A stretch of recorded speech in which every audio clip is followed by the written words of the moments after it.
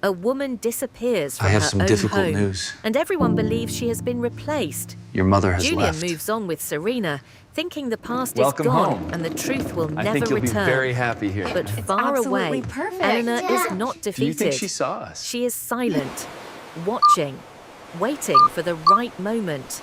Because sometimes the quietest person in the room is the one preparing the most powerful comeback. And when the truth finally rises, everything changes. Value and lesson. Never underestimate someone who stays silent. They might be preparing the strongest return of their life. If you enjoyed this story, please give the video one like and one share to support the channel and motivate us to create more powerful stories like this. Thanks for watching. The evening Julian Croft introduced his new business partner at a cocktail party in their Pacific Heights mansion, he pulled his 3 children into the study, gazed at their puzzled faces, and announced, "Your mother needs to stay in London to sort out some family business." His wife, Eleanor, 7 months pregnant, was an ocean away in a hushed London hospice, holding her father's hand as he slipped away. She had no idea her biometric access to their smart home had been downgraded to guest. She had no idea another woman was sipping wine from her anniversary glasses. And she had absolutely no idea that in less than 72 hours, she would become one of the most powerful and invisible forces in Silicon Valley. What Julian didn't know, what no one in that sleek, glass-walled home knew, was that Eleanor's father was Alistair Vance. The Alistair Vance, the reclusive architectural genius whose patents were the secret bedrock of smart city infrastructure, with a $40 billion portfolio of proprietary code, tech firms, and private equity.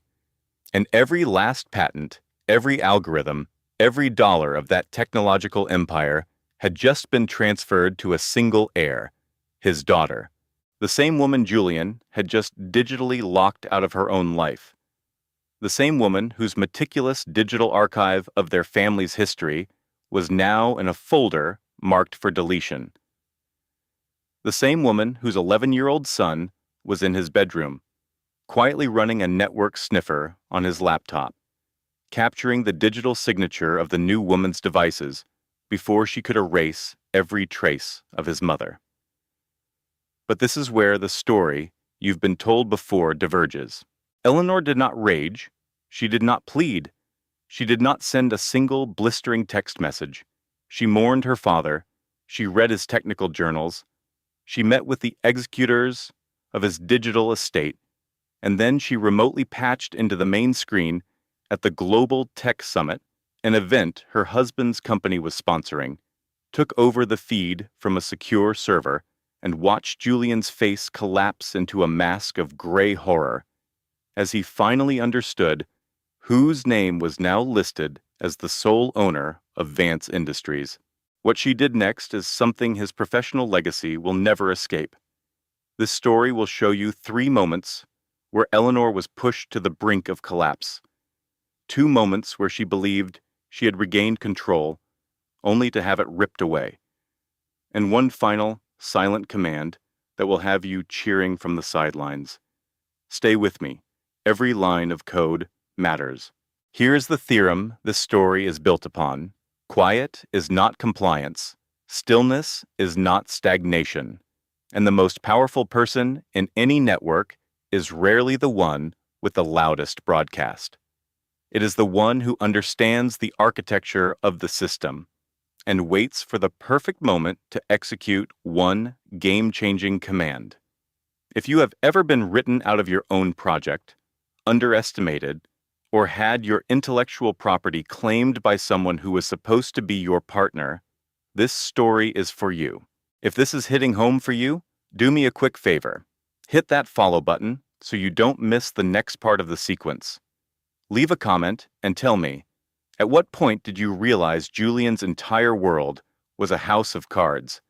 Was it the smart home lockout, the folder marked for deletion, or the hostile takeover on the summit's main stage? I read all of them, and your insights are always incredible. Share this with someone who needs this reminder.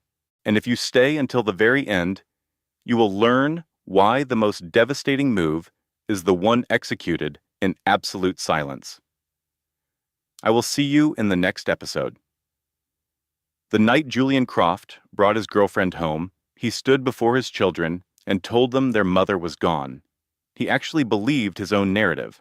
He'd rehearsed the script in the reflection of his office monitor for 3 days, modulating his voice, practicing a look of weary duty, sculpting the perfect facade of a man pretending to be burdened while feeling only the clean rush of a fresh start. By the time he delivered that performance in the study of a house Eleanor had designed for over 10 years, the lie had been repeated so many times internally it felt like a documented truth. But 50 miles away, in a climate-controlled data center, a team of 4 cybersecurity specialists in unmarked uniforms were logging in through a secure back channel. They held encrypted hard drives. They spoke in short, precise sentences. And they possessed the digital keys that would systematically decompile Julian Croft's entire existence before he even had a chance to open a second bottle of champagne. But this story doesn't begin in that server room. It doesn't start with encryption keys or the cold, logical execution of a will. It starts 11 years prior, with a woman who learned to downplay her own brilliance for a man who was deeply afraid of it.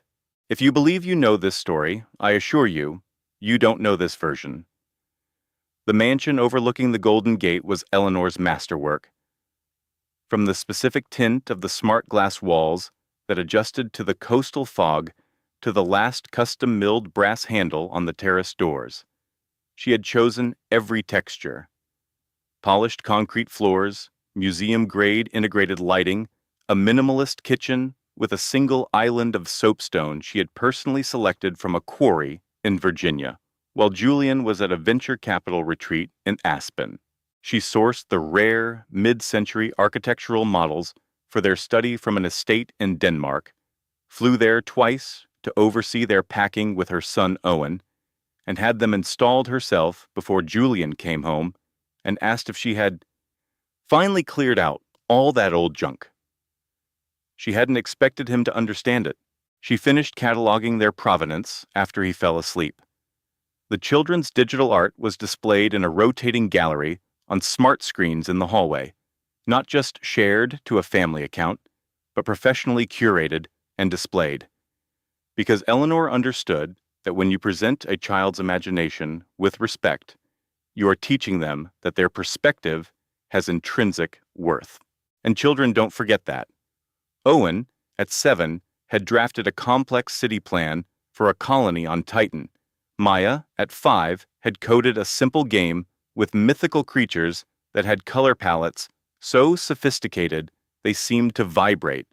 Little Noah, age 2, had made a series of delighted handprints on a tablet that he swore was a schematic of their dog, a Berndoodle named Archie. Eleanor had saved every file in a triple redundant private cloud server with metadata tags and a short audio file of each child explaining their creation. On the kitchen's main display, pinned by a digital icon shaped like a redwood tree, was a shopping list for the sourdough bread she baked every week. Her architectural history book was on her nightstand, open to page 204 of a dense treatise on structural integrity she had not had a chance to finish. Her running shoes were by the door, placed perfectly parallel, a small ritual she performed every morning. And on the wall of her small home office, in a simple frame that was always there, was a quote printed on archival stock. "The strongest foundations are the ones you cannot see." Her father had written that to her in a note after she won her first design award when she was 9 years old. Sitting in his cluttered London office, surrounded by the smell of old blueprints and black tea, the lesson was that flashy designs were for beginners. True mastery was in the subtle, invisible structure that held everything else up. She had built her life on that principle. like a hidden support beam. The house smelled of her, of fresh coffee and the clean, crisp scent of the drafting paper she used, and something calm and centered that guests could never quite name. It smelled like a home that had been meticulously designed and deeply loved by a mind that saw every detail. And none of it, not the calm, not the 10 years of a woman building a home and a family from the ground up, none of it was a match for what was about to unfold. Here's something to remember. You can write this down. The first sign a system is failing is never the catastrophic crash. It's the minor glitch you ignore. The second phone he keeps, charged but never uses. The browser history he clears every time you walk in. The kiss that was once a deep, meaningful connection and is now just a perfunctory peck on the cheek. Pay attention to the small glitches. They are the error logs for a story that is about to be overwritten. Eleanor had 3 children. Owen was 11, quiet and analytical, with his mother's innate understanding of systems that made other adults feel hopelessly analog. He read textbooks on network architecture and books on urban planning. He saw everything, noticed every pattern, and spoke only when he had isolated the variable that mattered. Eleanor called him her little systems architect, and it was the highest praise she could offer, because she had been one too. Maya was 8, a creative soul, an artist who was attuned to the emotional wavelengths most people filtered out. She was always designing worlds on her tablet, creating universes filled with empathetic robots and bioluminescent forests. She would go silent and retreat when her parents' discussions became tense, even in whispers, because Maya could feel the emotional atmosphere in a room degrade like a corrupted file. And little Noah was 3 years old, a whirlwind of pure, joyful chaos that Eleanor found both exhausting and profoundly beautiful. He moved things to new directories. He once greeted a programmer from Julian's office with, "Hi, Papa," in front of 2 of their friends, and Eleanor had to gently clarify that no, the nice man who fixed their smart thermostat was not his father. Noah just called any man who brought new technology into the house Papa. This had included the food delivery guy and, most memorably, a man in a commercial for a new smartphone. He revered his mother with the pure, unwavering devotion of a young boy who hadn't yet discovered that affection could come with stipulations. Alara was 7 months into her pregnancy. She moved through the spaces she'd designed with a hand resting on her belly, murmuring to the baby about the earthy scent of truffles, after a rain and the quiet symphony of a perfectly reduced sauce. Leo felt it first, standing unseen in the doorway of the kitchen, hearing his mother whisper to a child who wasn't yet here. He didn't speak. He simply observed her, with a deep, knowing gravity in his 10-year-old eyes, then spun on his heel and walked away, without a sound. Kendra Lowell met Julian Croft at a tech summit in Palo Alto on a brisk, clear evening in September. Julian had an undeniable orbit. Some men are just born with it. A relaxed self-assurance that recalibrates a room's atmosphere the second they walk in. He possessed a disarming smile and a talent for listening that made you believe your half-formed ideas were the most revolutionary concepts he had ever encountered. He was razor-sharp, decisive, and pulsed with an ambition so strong it felt like an undertow, and Kendra was pulled into his current before the first panel discussion had even begun. But when they were alone, far from the networking and venture capital jargon, a different man emerged, one with a startling gentleness. He would tuck a loose strand of hair behind her ear while she diagrammed a complex server architecture on a napkin. On their second dinner, he had a bottle of her favorite small batch sake waiting, a brand she'd mentioned offhandedly just once. He understood her niche jokes about code and scalability that went over everyone else's heads, which is the most potent form of charm, the kind that makes you feel not just wanted, but seen. She fell for every part of him, the way you fall when you're young and assume the person you meet is the person who will always be. What Kendra had failed to mention, what Julian had no idea about, was that her mother was Maeve Hayes. If you followed California agriculture for the last 30 years, you knew that name. One trade journal had dubbed her the matriarch of the valley.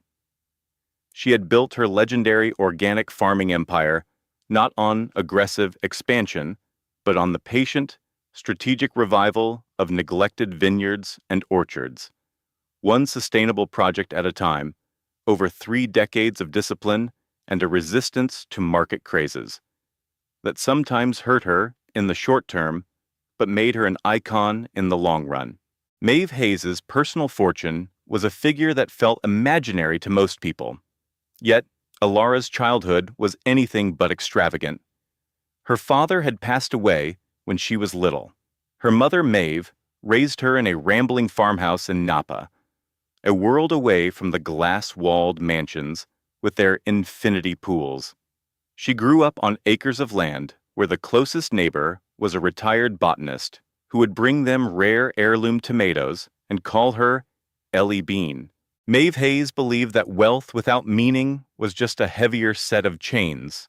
Kneeling in her vegetable garden one afternoon, her hands covered in rich soil, she told Alara, "Money you don't grow yourself is an anchor, my love, not a sail. It will either hold you down or make you a prize. You have to learn to cultivate your own harvest first." Then, she went on, wiping a streak of dirt from her brow, "You'll always know who loves you for your skill as a gardener and who just wants an invitation to the feast." Ilara took that lesson and planted it deep in her heart, right next to her mother's recipe for O'Lallyberry pie and the sound of the wind moving through the vines at dawn, and she took it with her everywhere. She told Julian her mother was in agribusiness. She arranged one brief lunch for them before the wedding. Maeve Hayes sat opposite Julian in a quiet, farm-to-table bistro for precisely 1 hour, drank sparkling water, asked 3 incredibly perceptive questions, and was otherwise quiet. She drove her pickup truck back to Napa that same afternoon. That night, as Alara was experimenting with a new dish in the kitchen, her mother stood in the doorway and said, without fanfare or judgment, just a simple, unvarnished observation, "He loves the woman you are becoming for him. Just be certain he also loves the woman you are when you're simply tasting the soup." Alara smiled, thinking she knew what she meant. It would take another 11 years before she would truly grasp what her mother had perceived in that single hour. Their first years were incredible, filled with the thrill and momentum of creating a life when your shared future is a new restaurant you're building together, course by delicious course, in perfect harmony. Alara launched her own collection of acclaimed restaurants from nothing, one discerning critic at a time. She raised Leo and then Maya. She made their Pacific Heights townhome a sanctuary of taste and comfort. She was content, or maybe more precisely, Julian was successful and she was accomplished, and she hadn't yet learned that those were 2 completely separate things. The first hairline cracks showed up in year 7. Julian's venture capital firm had a record-breaking IPO. He started working later, flying more. It seemed like the cost of winning. In year 8, the subtle critiques began. On her new menu, "It's phenomenal, but maybe a little too avant-garde for that investor group." On her parenting, "You're letting Maya get away with murder." In year 9, he stopped reaching for her in bed. If she tried, he would murmur that he was fried, always so fried, a fatigue that was less about a lack of rest and more about a fundamental change in his appetite. Year 10, Alara discovered she was pregnant with their 3rd child. She told Julian during a rare, peaceful dinner at home her voice unsteady, with a fragile hope she hadn't felt in years. His response was neither joy nor distress. It was a brief hesitation, a quick mental adjustment, followed by, "Okay, we'll need to reevaluate the timeline for the wine cellar installation." It was the logistical reply of a man already planning his next venture, not realizing his prospectus was being read by others. Kendra Lowell became CEO of a rival tech firm. Julian was in a bidding war with 14 months before the Tuesday that shattered everything. She was 32, a chief executive with a reputation for a ruthless, data-driven approach. She specialized in one thing: identifying powerful men who had started to view the brilliant women in their lives as comfortable assets rather than essential partners. She didn't try to seduce Julian. That was too obvious. She challenged his assumptions. She asked him about the tech unicorns he'd passed on and what kind of impact he was really trying to make. Questions Alara no longer posed because she believed they were living the answers together. Kendra made his established ambitions feel new and vital again. She would say things like, "Your wife is a true artist. I hope she recognizes the kind of intellectual combat you face every day. And you think on a scale that must be incredibly lonely at times." And then she delivered the one sentence that hit its target. "It just seems that a man with your kind of vision requires an equal partner in that vision, not just a beneficiary of it." And Julian, who had an extraordinary woman at home, launching a new culinary institute, managing their family, and carrying their third child, heard those words and accepted them as gospel. Because the most seductive lie is always the one that validates the story you secretly tell yourself. And then there was Diana, Julian's mother. She had been waiting nearly a decade for a fissure like this to open, and she filled the space like quick-setting cement. Diana had never really embraced Alara. Not for anything Alara had done, but for who she was. Alara was too self-sufficient, her calm confidence born from her own achievements, not from a desire for validation. She was too whole on her own. Diana had wanted a daughter-in-law she could mentor and mold into a social fixture for her son's ascent. Alara had shown up fully formed, built on a foundation far older and richer than Diana's, and for that, she was never truly welcomed. She would dispense her subtle poison during her weekly video calls with Julian. That Alara seemed so distracted lately, that she was so wrapped up in her little food projects, that Alara's real commitment was to her own creative world, not to the family's legacy.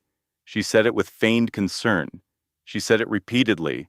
She said it like a saboteur who plants a single, sophisticated listening device, then sits back and waits for the entire structure to collapse. The night everything unraveled was a Tuesday in March. Alara was at the large, reclaimed wood table in their study, sketching out plating ideas for a new tasting menu. 7 months pregnant, her feet were swollen, her back had the constant dull throb that defines the third trimester. Too mild to mention, too present to ignore. The children were in bed. The house was finally still. Julian was at his desk a few feet away on his laptop, confirming arrangements for an impromptu board meeting in Seattle. He was switching between screens when the new smart speaker on his desk, a gift from a portfolio company, suddenly lit up. A new notification had appeared in his feed, purple, on the main screen. KL, weekend at Post Ranch Inn. Her breath hitched in her throat. She stayed perfectly still. The Post Ranch Inn was a famously intimate, secluded resort. The calendar note read simply, "Reservation 228, Cliff House secured," and beneath it, a link to the spa menu, for this exact weekend. A weekend he was supposed to be in meetings. Alara slowly laid a clean sheet of parchment over her sketches. The soft, crisp rustle of the paper was the most final, deafening sound she had ever heard. She didn't turn her head. She didn't let a single breath escape.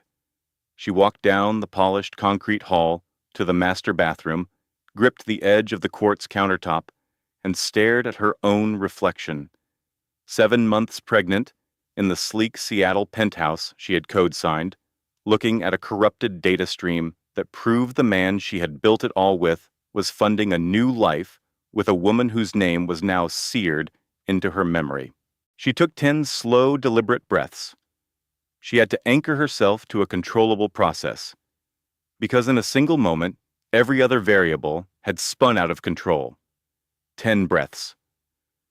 Then she splashed icy water on her face, returned to the open-plan living area, and began the ritual of making his pour-over coffee. 205 grams of water, precisely 96 degrees Celsius. She placed it on the charging mat beside his tablet. When Julian glanced up from his screen, saw the custom brew, and offered a distracted, "Thanks, Elle." She simply nodded. He picked up the mug, disappeared into his home office, and they didn't speak again that night. When you uncover a betrayal so absolute, the first impulse is to detonate a bomb, to scream, to shatter, to demand an immediate explanation. But this is the secret they never tell you. The second you confront them, unprepared, you surrender all of your leverage. They get to perform remorse. They get to warp the narrative. They get to cry or get angry, or somehow make it your fault. And you're the one left standing in the rubble of a world they demolished in secret. So if you can find the strength, and it is the hardest thing in the world, you wait, not forever, just long enough to ensure that when you make your move, it is not a reaction, but a strategy. For the next 2 weeks, Alara cultivated a stillness that her husband Julian completely misunderstood. He mistook it for the deep exhaustion of her final trimester. He saw it as the quiet of resignation, the kind that typically preceded either a volatile argument or a slow, resentful retreat. He was certain she was folding. He had no idea she was just getting started. Julian failed to notice that the texture of her silence had changed. Alara no longer brought up the research papers he would casually dismiss. She no longer reached for his hand when the lights went out. She started taking more encrypted calls on the terrace, overlooking Puget Sound, her voice a low technical hum, speaking the complex language of genetic markers and data security that belonged only to her. Julian felt her retreat into her work at the biotech lab and was relieved. That simple, immediate sense of ease was the final piece of data Alara needed. When the person you love pulls away, you are supposed to feel alarm, not peace. Julian felt peaceful. And that confirmed for her that their marriage was already an elegant, hollowed-out shell. She was just the last one to acknowledge it was over. The flight to Tokyo was scheduled for a Tuesday morning. Alara was in the kitchen prepping meals for her son Leo's week, humming to an ambient electronic playlist. The keynote presentation was confirmed. This trip was for her mentor, the reclusive tech mogul Mr. Sterling, and it wasn't a vacation, it was the launch of a technology that would secure her legacy. Mr. Sterling was a legend in Silicon Valley, who had relocated to a minimalist compound in Kyoto after a bitter corporate divorce. He had become her champion, her strategic partner. And Alara always approached a problem with a cool, systematic calm. Every step was calculated, her entire focus aimed at the next logical move. Her suitcases were packed in under an hour. She sent a secure message to the tutors for Leo and Mia. She had 5 days of dinners, cryo-sealed and cataloged in the smart freezer. She left Julian a notification about their daughter's upcoming coding competition, already confirmed 3 times with the event link and access codes pinned to the family's digital hub. Before her autonomous car arrived, she found Julian in his office, analyzing stock portfolios, and calmly reviewed her itinerary, her hotel details, and her return date. She asked him to please ensure Mia was logged in for her competition. Julian gave her a quick peck on the cheek, muttered something condescending about her little science project, and was already making a call before her car had merged onto the freeway. By the next morning, he had called in his security firm. Dressed in a cashmere robe, he watched the technicians replace their entire home biometric system, and he felt absolutely no remorse. He had a narrative now, one his sister Beatrice had helped him craft. In his version, Alara had chosen her ambition over her family. He was merely reacting to a decision she had already made. This is what becomes of a man who is slowly persuaded by the wrong people that he is the aggrieved party. His version of reality becomes so clear it feels indistinguishable from the truth. On Saturday morning, Beatrice was the first to arrive. She swept into the penthouse with overpriced pastries and a triumphant, knowing look that had never once felt sincere in the 12 years Alara had known her. She set the box on the quartzite island and started to appraise the space as if it were hers, swiping through climate controls, critiquing the minimalist furniture, and pausing in doorways with the air of a conqueror reclaiming territory. Her new fiancé, Arthur, followed her, nervous and silent, carrying luggage from a luxury electric vehicle. He stumbled on the edge of a charging mat, steadying himself against the wall with a quiet mumble. Arthur wasn't a malicious man.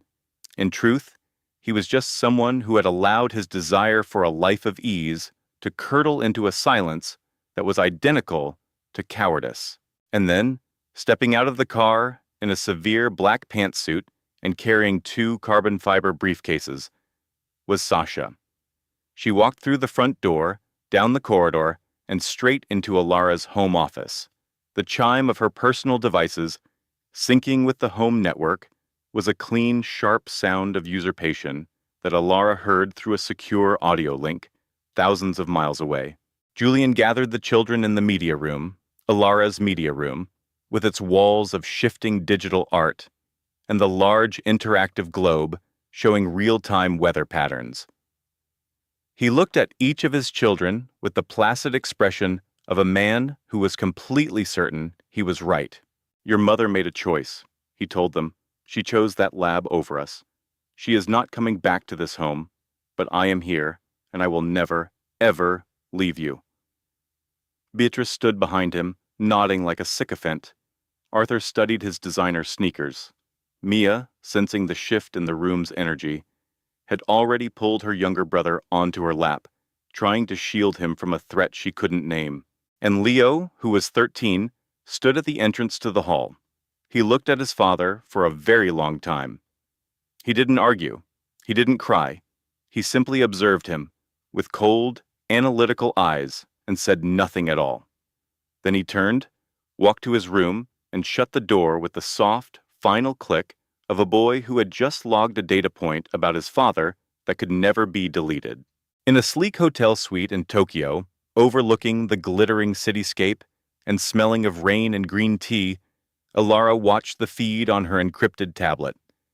Mr. Sterling sat in a chair beside her, his face as still and unreadable as a line of code.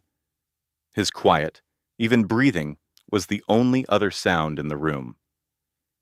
He was a man who had survived hostile takeovers and corporate espionage, and he knew an invasion when he saw one. On the low table between them was a titanium briefcase. Engraved on it were the words Dr. Ilera Vance. It held the final charter, the legal framework that would make her the chief executive officer of a new, independent biotech division funded by Sterling Industries. He had planned to give it to her after her presentation. She hadn't touched it. Not yet. Instead, she talked to him. She told him about Leo's prize-winning robotics project, a small drone that had mapped their entire apartment before crashing into the ficus tree. She told him about Mia's newfound obsession with astrophysics, how she would point out constellations from their balcony every night. She told him about the baby's habit of kicking her ribs, and she thought she saw the barest hint of a smile on Sterling's lips. She told him about the baby stirring every morning around 4 a.m., as if it were already on a programmer's schedule. She told him she was thinking of naming her Aurora. She anchored herself to these small, warm, tangible facts because she wasn't ready for the immense power contained in that briefcase, and because a part of her could still feel the life that was being systematically deleted. On the fourth morning, Mr. Sterling passed her a cup of tea and said, "They are trying to write you out of your own story, Alara. The presentation is in 1 hour. Remind them who the author is." She sat with his words for a long moment. The grief for her old life would be processed later, a silent error log she would have to debug alone. Then she opened the briefcase. Inside were 3 items: a personal note from Sterling on a wafer-thin data chip, a thick portfolio of legal documents, and a smaller sealed drive with her children's names on it, along with the words, "for their futures." The documents outlined what his lawyers would soon confirm: every patent, every research grant, every proprietary algorithm, every connection, the entire bioengineering apparatus of Sterling Industries, with an independent operating fund, valued by analysts at over $500 million, was now under the command of one person, Dr. Alara Vance, his partner, his successor, the woman who had only ever wanted the chance to build something that would last. Clara read the patent filing a second time, then she set the tablet down, walked to the bay window, and watched the gray morning break over London, the quiet streets unmoved by the legacy that had just been shattered. She did not change her flight home. Not immediately. She had an innovation to protect, and in that silence, she was architecting a counter-move that no one in New York could possibly anticipate. Clara remained in the UK for 2 weeks. She managed her late professor's memorial with quiet efficiency, fielding calls from tech CEOs and university chancellors who wanted to pay tribute to the man who had redefined their industry. She analyzed every file in his encrypted archive, sitting at his workstation, bathed in the blue light of the monitor. She ran every legal question by his solicitors 4 times, from 4 different angles. She was methodical. She was not emotional. She ingested the entirety of the life's work Dr. Alistair Finch had built over 50 years, and she allowed it to become part of her own code. Fundamental, permanent, and fully compiled. She only broke down once, the evening before her flight back to New York. Alone in her Kensington flat, she clutched a worn, smooth circuit board from his first prototype and stared at a photo on her phone. Clara, at her MIT graduation, ecstatic, holding her thesis high, while Julian stood beside her, smiling at the camera with an expression she now understood was ownership, not admiration. Julian watched the endless river of lights from his office on the 92nd floor of One World Trade, his eyes tracking the pulse of Manhattan. It wasn't the arrogance of a ruler watching his city, but the calculated satisfaction of a programmer watching his code execute perfectly. Clara had once loved that intensity in him. Now she took a deep, calming breath, and for the first time, truly became Clara Reed, the lead developer of her own life. But her comeback was still an ocean away. Before Clara could write the first line of her new script, she had to endure a system crash. The initial attack came not from a server room, but from the hushed elegance of a Singapore hotel suite. She was there to launch a new user interface she'd designed for a global finance app when the first data packets appeared on their shared network. At 8 months pregnant, scrolling through the control panel for their smart home, she saw it. A woman named Isabel, a brand consultant Julian had recently brought on, was on a live camera feed, directing movers in Clara's own study. A second feed showed Isabel laughing with Julian by their kitchen counter, using the handcrafted mug Clara's sister had made her. Clara's heart felt like it stopped. Then she saw the final entry in the system log. Isabel, logged in with guest privileges, had just read her children a bedtime story through the nursery's smart speaker. "I am so sorry you're seeing it like this, Clara," Julian said when she called, his voice a perfectly calibrated simulation of empathy. "But you chose to be on the other side of the planet for a product launch.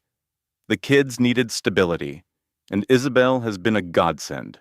We've all been struggling since your work became your everything." The words were a denial of service attack designed to overload her system and frame her as the neglectful mother from 8,000 miles away. Less than 12 hours later, a post on a popular tech gossip blog went live. Famed UX designer Clara Reed reportedly extends Asia trip, leaving family in the lurch. Sources claim venture capitalist husband Julian Croft is holding down the fort, with help from a new family friend. Clara's phone began to vibrate without pause, Slack notifications from industry acquaintances, calls from Julian's parents, even texts from his portfolio company founders, all asking if she was all right. Each message, another piece of malware corrupting her reputation. Back in their Tribeca loft, Isabel had already started her overwrite. A cozy reading nook Clara had built for the kids was gone, replaced with a sterile white leather chaise. The whimsical solar system mural Clara had painted on her son Noah's ceiling was gone, as was the magnetic board of their daughter Chloe's drawings on the smart fridge. A lifetime of memories, told in scribbles and photos, had been deleted by a coat of minimalist gray paint. One coat of paint had formatted 10 years of a family's history. Her daughter Chloe video called her that evening. Her 7-year-old face was a pixelated image of forced bravery. "Mommy, when is your work going to be done?" "Soon, my love. Very soon, I promise." There was a pause filled with digital noise. She painted over Noah's planets. Clara's vision blurred. "I took a picture of it first. It's on my cloud drive." A tiny, shaky breath was transmitted across the ocean. "Mommy, are you still there?" "I'm here, sweetie. I'm always here for you." After the call, Clara walked to the window overlooking the city she was helping to connect, and she completely disconnected. It wasn't a quiet sadness, not a few tears. It was a raw, primal scream trapped in her throat, the kind where your whole body shakes and you press your cheek against the cold window, trying to find a single point of data that still makes sense while your entire world corrupts. 8 months pregnant. Her greatest professional triumph happening on the other side of the globe, her children being taught that she was replaceable, her very identity being systematically erased by a woman who was using her login credentials. Sometimes, the whole system fails at once. The betrayal, the shock, the overwhelming feeling of helplessness all hit the same vulnerability. The most dangerous thing you can do in that moment is to try and reboot from a corrupted file. So you cry. You let the system crash. You accept the blue screen of death. But you do not start the recovery process until the diagnostics are complete. And the diagnostics always complete. Clara's diagnostics completed at 35,000 feet, somewhere over Greenland. She dried her eyes, asked for a bottle of water, and used the plane's Wi-Fi to call her oldest friend, Maya. Maya wasn't just a friend. She was the most feared intellectual property litigator in New York.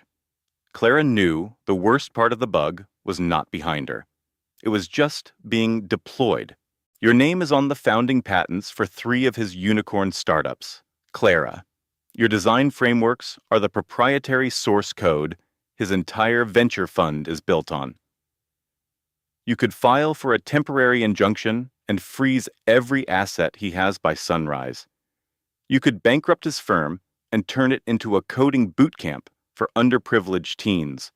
Maya, I just want my children, I know. But you have leverage, extremely powerful leverage.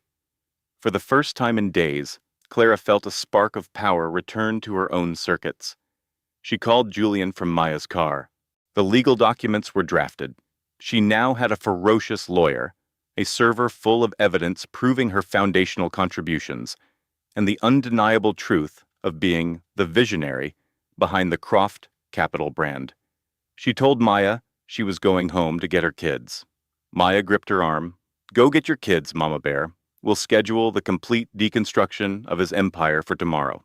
Her key fob for the loft's private elevator returned an access denied error. Of course it did. She had to use the building's main entrance, calling her own apartment like a delivery person, 8 months pregnant and running on fumes, and she waited. Julian opened the door. Next to him was his co-founder, Leo, looking deeply uncomfortable, and in the living room, Isabel was lounging on Clara's sofa, scrolling on a tablet with the casual entitlement of someone who already held the admin password. Julian handed her a large envelope. It was an emergency motion for sole custody, claiming that Clara's obsessive work ethic and demanding travel schedule had made her an emotionally unstable and negligent parent, and that her unannounced return could traumatize the children. It was supported by a sworn declaration from Leo, outlining fabricated stories of Clara's supposed breakdowns during high-stakes investor meetings. Clara was legally blocked from entering her own apartment. She was forbidden from seeing her own children. She stood in the lobby of the building that featured her own smart access designs, holding a court order that defined her as a danger. As the door whispered shut, she looked up and saw her son Noah's face, small and pale, looking down from the floor-to-ceiling window. He pressed his hand to the glass and mouthed one word, "Mama." Clara raised her hand, pressing her palm against the empty space in front of her. Noah matched the gesture, his small hand flat against the thick glass. Then Leo's form moved behind him, and a smart blind silently slid down, erasing him from view. Clara hailed a taxi to a hotel downtown. She sat in the back of the car for 20 minutes after it arrived, unable to process the next command. She called Maya, who picked up on the first ring. "Where are you? Give me your location. What happened?" He filed an emergency motion. "I can't see the kids." The silence on the other end of the call was absolute, a void of pure rage. Maya's voice, when she spoke again, was lethally calm. "Clara, I need you to say that again, very slowly, because my mind is refusing to parse that sentence. I need you. I'm on my way. Do not move. Do not contact him. Do not even think in his general direction. I'm bringing dumplings and a plan to burn his entire digital footprint to the ground." Maya appeared in the hotel room 30 minutes later, with containers of food, a laptop, and an expression that could make a server farm overheat. She spread printouts across the duvet, gave Clara a box of xiaolongbao, and said, "All right, here's the protocol. We eat, we list every single patent, design document, and wireframe you ever created that his firm used, and then we draft a lawsuit so catastrophically expensive he won't be able to afford the Wi-Fi in a coffee shop, let alone a defense attorney. Leo Chen is our first target, because L is for loses his license to practice law, which is exactly what's going to happen after we file a motion to sanction him for perjury. And also because I never liked him after that awful fundraiser gala in 2022. Impossibly, Clara felt a tiny, weak laugh escape. Maya's firm requested an emergency hearing, but the docket was full. The soonest they could get was 2 weeks away. A fortnight. That's 336 hours since she'd last held her children. Her daughter, Maya, video called from the linen closet, her voice a hushed secret during her allotted screen time. "Mommy, Noah keeps asking when you're coming back from your work trip. He's been carrying around that blueprint tube you gave him. Chloe says, I'm spending too much time in my sketchbook. I'm trying to be strong, but I don't know what to do. You don't have to do anything but be you, my sweet girl. I am fixing this. I promise. I am coming home." She gave away the drafting table, the one Grandpa Vance built by hand. I saw the movers take it. A heavy pause followed. "But I saved your first sketch of Noah's spaceship wall, Mommy. I took a picture of it before she had the painters cover it up. I saved it for him. Every single planet." Clara pressed the phone to her chest, shutting her eyes and breathing through the sudden, sharp agony. You breathe the way you do when a skyscraper's foundation is being set. Slow, methodical, one concrete, pour at a time. If you ever find yourself fighting for your own children, there is only one rule that counts. Document it all. Every last email, every text, every photo shared on the family cloud, every call that goes to voicemail. Store copies in 3 separate locations: on your personal device, in a secure online vault, and with your legal counsel. The family court does not run on feelings, no matter how justified your outrage. The family court runs on proof. Your sole mission is to become the person who has the most proof. The hearing was scheduled for 2 weeks later. Ava and her legal team systematically demolished Julian's petition in under 30 minutes. The judge stared intently at the architect's logs, the school correspondence, and the investment statements that proved Clara was not just a hands-on parent, but the primary force behind their family's considerable net worth. He threw out the restraining order with a stern warning to Julian about abusing the court's resources with baseless accusations. The temporary restraining order was granted in her favor. Clara was given immediate, provisional custody of the children. She drove directly to their brownstone on the Upper East Side. Her kids saw her sedan pull up to the curb and came spilling out the front door before she could even kill the engine. Little Noah latched onto her legs, hiding his face in her coat. Maya clutched her mother's arm, her body trembling in silence. Leo, her oldest, tried to look composed, but the moment Clara opened her arms for him, he collapsed into her embrace and just held on tight. Julian was ordered to vacate the premises within 72 hours. That night, standing in her own home with her children finally safe under her roof, Clara permitted herself one fleeting thought. It's over. I have my kids. I have my father's legacy. I will file for divorce, and this whole nightmare will be done. But Clara was oblivious that the true nightmare was still 48 hours from beginning, and it would start with her vision fading to black on the kitchen's marble floor. One second, she was looking over the final blueprints for the new nursery, and the next, she was slumping to the cool floor, a pen dropping from her fingers as a silent blackness swept over her. It was the crushing weight of the stress, the sleepless nights, the meals she'd forgotten to eat. 8 months of nurturing a new life while navigating a storm of grief, betrayal, and a vicious legal battle, all without a single chance to just catch her breath. Leo dialed 911. He recited their address to the operator with a chilling sort of calm, a level of composure no 12-year-old should ever need. With his younger brother Noah perched on his hip and his other hand gripping their golden retriever's collar, he stated, "My mom is pregnant. She just collapsed, and she won't wake up.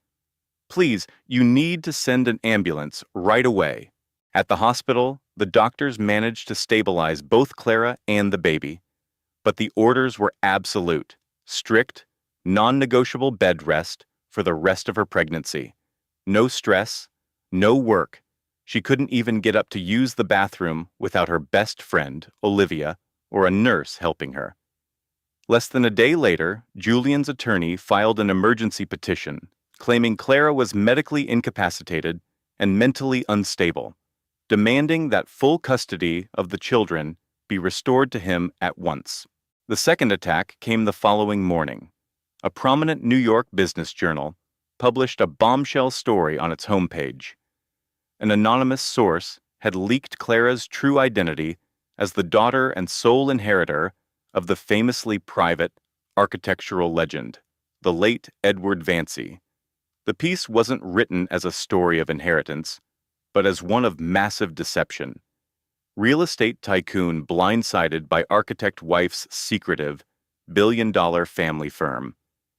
In one move, the entire story was turned on its head. Clara was no longer the wronged, pregnant spouse. She was instantly reframed as the duplicitous heiress who had manipulated her visionary husband. The comment sections were a cesspool of raw misogyny and vitriol. Julian, prepped by Chloe's publicist, went on a popular business podcast, flawlessly performing the part of the stunned, betrayed husband. "I had no idea," he said, his voice thick with manufactured shock. "She kept the Vancey Group, its entire scale, hidden from me through our whole marriage. It makes me question if our entire life together was a sham. My only goal now is to protect my children from any more deceit." The third assault landed that same afternoon. Leo was in the school library when a classmate shoved a tablet in his face, showing him the article. The comment section was right there for him to read. Faceless strangers calling his mother a con artist, a liar, a silver-spooned narcissist who had played a cruel joke on his father. Leo threw a punch. He was immediately suspended. When Clara reached him on the phone from her hospital room, his voice sounded hollow. "They're all saying you lied to Dad, that you're the villain. Everybody thinks it's true. Leo, you need to listen to me." "Is it true? Did you lie?" A long, painful silence stretched between her sterile room and his. "I never told your father about Grandpa Edward's firm. That part is true. But I have never, ever lied about who I am. I'm the same mom who made you waffles yesterday and who reads to you every night. Then why does everyone online think you're some kind of monster?" Clara had no answer a 12-year-old could ever understand. She ended the call and lay back in the clinical bed, one hand on her belly where her daughter was kicking, and stared up at the acoustic ceiling tiles. For the first time ever, she allowed a thought she'd always pushed away to take root inside her. Maybe this is a war I am not going to win. This was the real bottom. Not finding the receipts from the affair, not being locked out of her own home, not the ambush at her father's funeral. This helplessness in a hospital bed, her children left vulnerable, the world calling her a monster, and her own son starting to believe it. This is the point where most people would shatter. Clara Vancey did not shatter, but she felt the first hairline fractures begin to form. When the world makes you the villain, when a story built on falsehoods becomes the accepted truth, your first impulse is to shout your side of the story from the rooftops. You must resist. Not yet. Public opinion is a storm surge. It rushes in with incredible force, and then it pulls back. A legal motion, however, is bedrock. You build on the bedrock. Let the storm surge, rage. The truth is patient. It will wait for the perfect moment. Clara couldn't physically move, so she started to plan, first from the hospital, and then from the guest wing of Olivia's Central Park West penthouse, where she would spend the final weeks of her pregnancy. She began directing her legal team with the cold precision of a woman whose father had taught her that the most important victories are won in absolute silence. She had forensic accountants create a detailed map of Julian's finances. They found he'd been bleeding their joint accounts for over a year to bankroll Chloe's life. The security deposit on her Soho loft, the lease on her new convertible, extravagant getaways to St. Bart's, and an obscenely expensive modern sculpture Clara had noticed on a credit card statement and naively believed was for the lobby of his new building. She was no longer just gathering evidence for a negotiation. She was assembling an arsenal for an all-out war. A private investigator confirmed Chloe was now living full-time in the Upper East Side brownstone, sleeping in Clara's bed, driving her car, and, in the most infuriating twist, posing with a rare, vintage watch on her social media.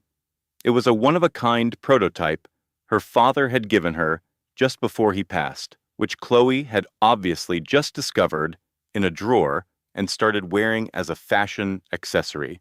Digital security experts broke the encryption on messages between Julian and Chloe that stretched back more than a year. One text, sent by Julian on the very day Clara had flown to Chicago to sit by her dying father's bedside, exposed the true measure of his cruelty. 5 words. The old man is fading. Showtime. Olivia came to visit her every day, singularly focused on making Clara crack a smile. Olivia was scrolling through financial statements on Clara's laptop. He spent $30,000 on rare wine for her.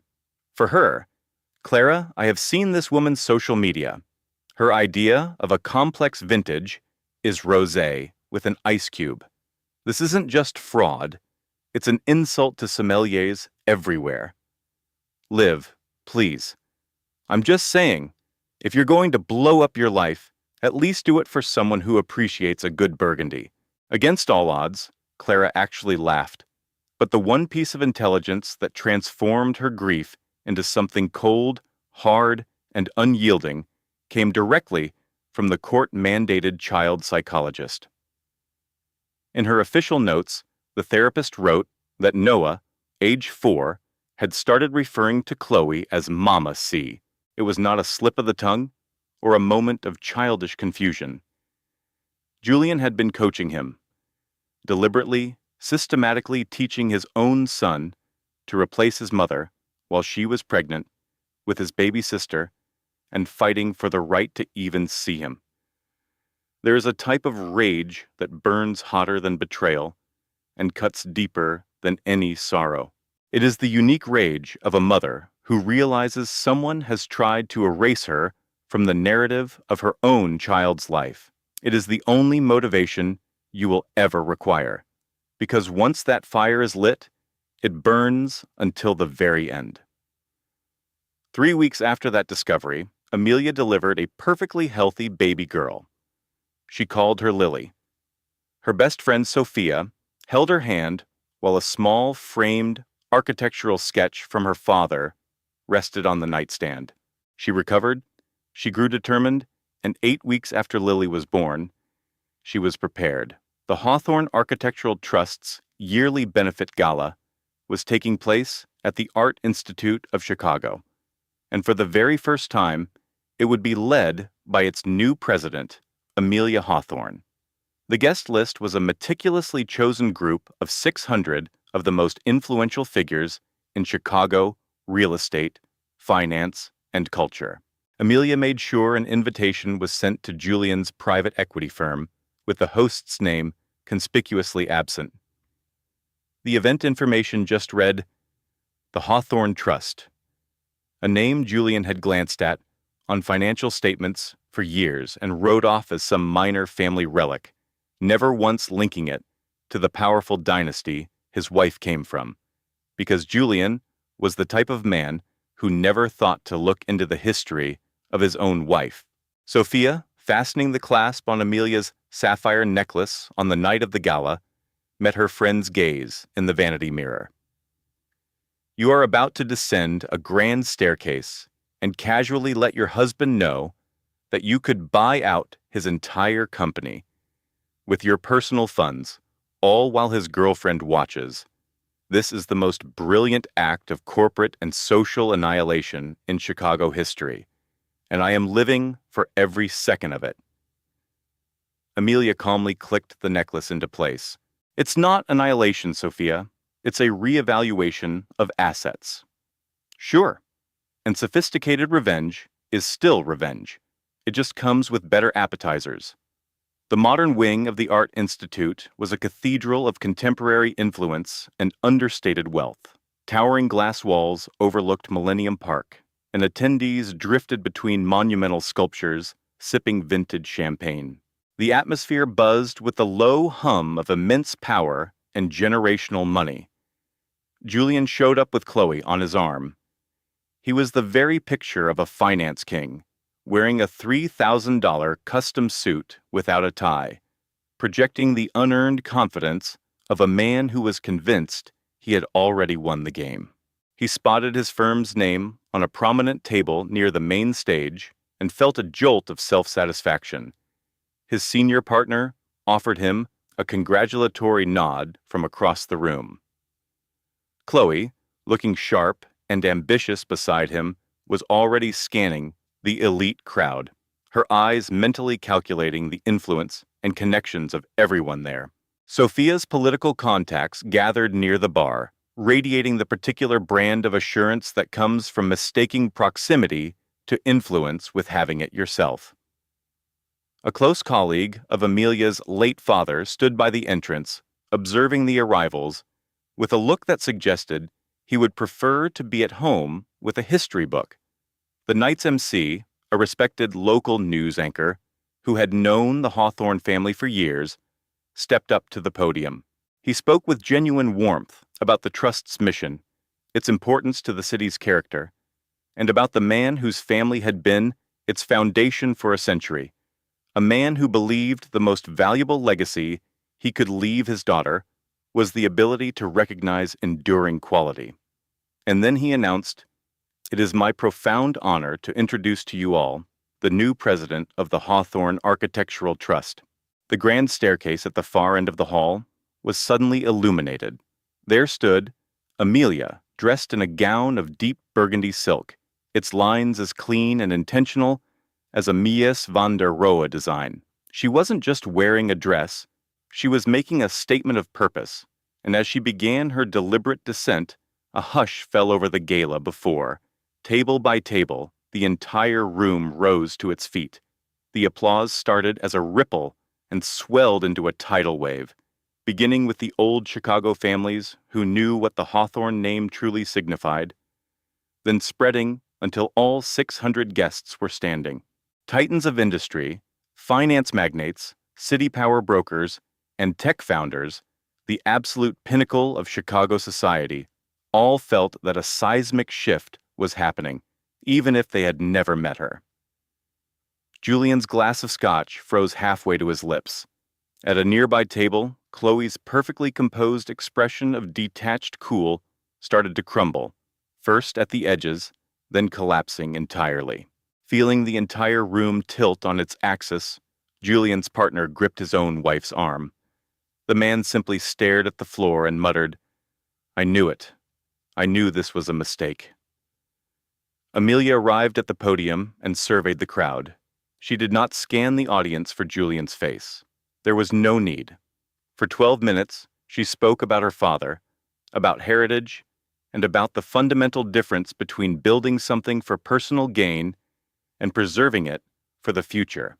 She recounted the story of her first preservation project, a small, forgotten prairie schoolhouse, and a lesson her father taught her, which she'd kept on a note card for 25 years. A structure's worth is not determined by its facade, but by the integrity of its foundation. She mentioned a comprehensive restoration plan she had developed. She didn't specify the project or what happened to it. She just said, "My father had that first plan professionally archived, and it has sat on my desk for 20 years. Just recently, it was dismissed by someone who failed to see its value. A young architect on my team found it in a recycling bin and put it back on my shelf because he understood what it stood for, even when the person in charge had forgotten." She let that silence hang in the air. The hall was utterly silent. That is what our work is about. It is not about the winning contract. It is not about the flashy groundbreaking. It is about the value our children learn to see because we taught them what is truly built to last. She did not even cast a glance toward Julian's table. She didn't have to. Everyone who had heard the rumors, which by that point was the entire room, understood precisely what was not being said. And the space where his name should have been shouted louder than any direct charge. When her speech was over, after the standing ovation finally faded and the jazz trio started to play again, Julian navigated his way across the polished floor. He walked with the hesitant gait of a man who has just realized something invaluable has been lost and isn't sure whether he is supposed to beg for it or fight for it. He said her name. She turned, and two people materialized at her side with the smooth, rehearsed timing of a team that had been waiting for this exact moment, ready for a conflict Julian could not possibly fathom. Mr. Davies, with his distinguished gray hair and the quiet authority of a man whose firm had represented Chicago's elite for a century, handed him a plain manila envelope. Julian took it. Inside, he saw 5 documents. The first was a petition for divorce, drafted with lethal precision and legally airtight. The second was a motion for emergency sole custody, granting full temporary custody of Lily to Amelia, with visitation for Julian only under supervision, already signed and filed with a judge. The third was a summary from a forensic accounting firm, tracing every wire transfer from their joint accounts, every charge at a Gold Coast boutique hotel, every single lie converted into a line item on a spreadsheet. The fourth was a notice of property title, which informed Julian that the Lincoln Park brownstone, where he had changed the locks and moved in his mistress while his pregnant wife was away, was in fact an asset of the Hawthorne Architectural Trust. It had been since the day they closed on it 8 years ago, a discreet clause from a father who, after a single dinner with Julian, knew enough to ensure his daughter would always be standing on solid ground. Amelia had never seen a reason to mention it, until now. Julian had 30 days to remove his personal belongings. The fifth document was a letter addressed to Chloe Vance, instructing her to preserve all digital communications related to Julian Croft for the purposes of legal discovery. Tucked inside was a simple, handwritten note from Mr. Davies that read, "The Hawthorne family has had legal representation since 1892. I am confident we can settle this matter without their direct engagement." Julian just stood there in his $3,000 suit in the middle of the museum gala with 5 pieces of paper in his hand, and for the first time in his life, Julian Croft was completely speechless. Amelia looked at him, not with fury, not with a feeling of victory, and not even with sorrow, although the sorrow was a vast and delicate thing she would have to handle on her own for many months, like a priceless vase that had been shattered. She looked at him the way an architect looks at a building that has been condemned, a professional, objective, final assessment. Then she turned and walked away, and her legal team moved into formation behind her like a tide pulling away from the land. The buzz of the gala resumed, and Julian stood there, at last understanding the real nature of his wife's quiet strength. This wasn't karma. Karma implies some sort of divine justice. This was a consequence, and a consequence is merely simple math. Julian lost the brownstone. He spent 28 of his 30 days consulting with lawyers, who all told him the trust was impenetrable. He tried to call Chloe, but his calls were fielded by her newly hired publicist. He called his father, who offered platitudes but no real help. He leased a sterile glass condo in River North, a space that felt like a corporate apartment because he had never actually learned how to build a home. Julian had only ever acquired buildings that other people had given life to, and when Clara left, he discovered the sum of his own worth was far less than the empire he'd projected. Simone's departure was transactional and swift. No more access to the penthouse, no entry into the Vance family's deep-rooted Chicago connections, no more social leverage. Just legal notices from a law firm with a 100-year history. The math was simple. She packed her designer suitcases and departed without a word because women like Simone don't bother with postmortems on failed investments. The entire scheme unraveled during her own private review of the project files. While assessing the financials for their latest development, Clara's architectural eye caught a digital trail that laid out Simone's method. Two other prominent developers, two other nearly identical affairs masked as consulting partnerships. Her involvement with Julian was never about passion. It was a cold, calculated business model. From their office overlooking the city, his partner Ethan watched Simone step into a waiting town car and just shook his head.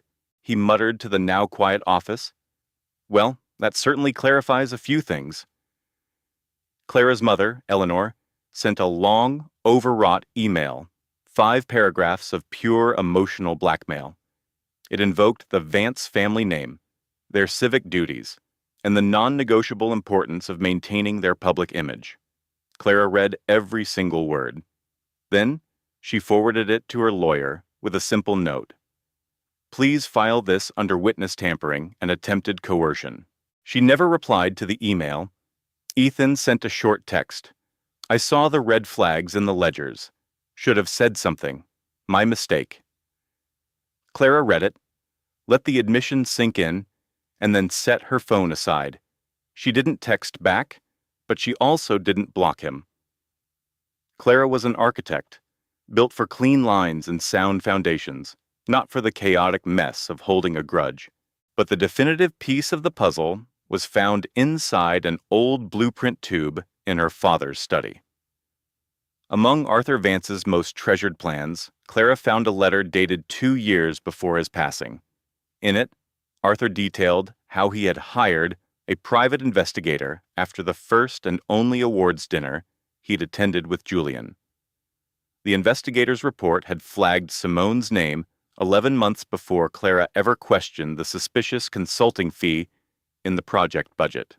Arthur had known the entire time. He chose not to intervene. His letter explained his logic. "You are an architect, my daughter. You have the right to discover a faulty foundation for yourself and to decide how to demolish and rebuild on your own terms. I would never take that power from you, but I will always ensure you have solid ground to stand on when the time comes." The lake house, the trust, the legal team, it was all his contingency plan. It was her father's final testament, a master builder's loving note to the daughter he knew was his finest creation. Clara read the letter one time, folded it back along its original creases, and stored it with his other papers. She sat in the ensuing silence for what felt like a lifetime. A year later, on a flawless Saturday morning, the kind of morning that feels earned by those who have survived a hurricane that was supposed to level them, but failed. Clara stands at the massive butcher block island in her kitchen at the lake house, which looks out over the calm Michigan water. The home had been patiently and lovingly brought back to life. Her father's architectural journals were back on the shelf.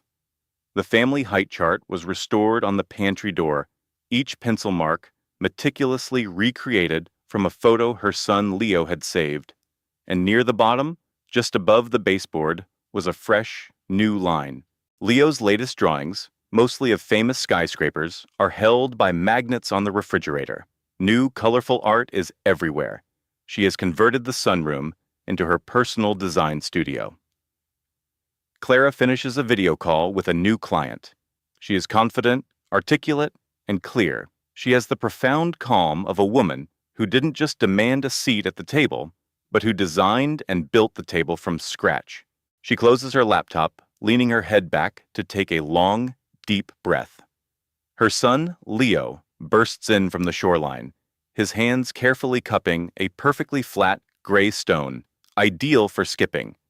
He offers it to her with the solemn dignity of an archaeologist presenting a rare find. Clara examines the stone, then her son's serious face, and a laugh escapes her. Not a polite, controlled sound, but something deep, authentic, and completely free. It was the kind of laughter that comes only when you finally stop performing and start living. Her sister comes in a moment later with baby Finn on her hip, playfully showing him how to stir a pot with a wooden spoon, already teaching him the rhythm of a home. Leo leans against the doorframe last, a look of quiet contentment on his face as he watches his mother and his little cousin. He asks gently, "You good, Mom?" Clara looks at her oldest, her bedrock, the boy who had rescued his grandfather's blueprints from a condo being sold off, and who trusted her choice to leave the city without a single question. "I'm better than good, my love. I am right where I was always meant to be." And in her soul, she knew it was the absolute truth. She never caused a scene. She never fought over the Lakeshore Drive penthouse. She refused to justify her own value to a man whose real estate empire was a house of cards built on risky loans and broken promises. She simply focused.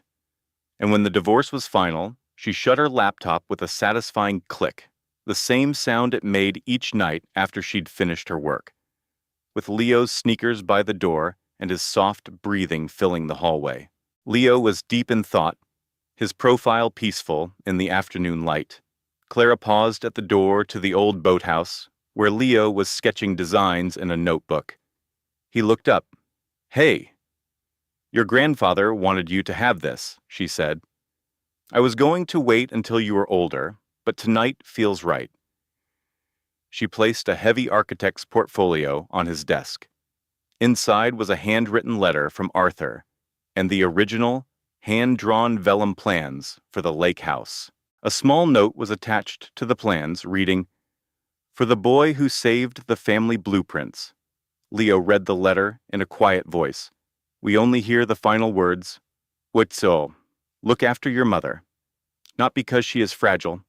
She is the strongest structure I have ever known, but because true strength deserves to be sheltered, not constantly tested." Leo carefully placed the letter on the desk and met his mother's gaze, a new understanding in his eyes.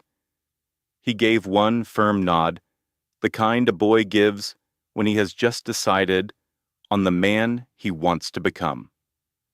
Clara brushed the hair from his brow, dimmed the lights, and went back to the glow of the lake house. A home that was finally, completely hers. If this story resonated with you, I hope you'll subscribe. And please share in the comments. At what point did you realize that Julian's real estate empire was nothing but a facade? I am excited to see you in our next story. A final thought. This narrative was thoughtfully conceived, written, and produced by our team to provide a story with genuine emotional depth and valuable insights. Every character, place, and line of dialogue was crafted to entertain, inspire, and serve as a reminder that your value is never defined by someone incapable of seeing it.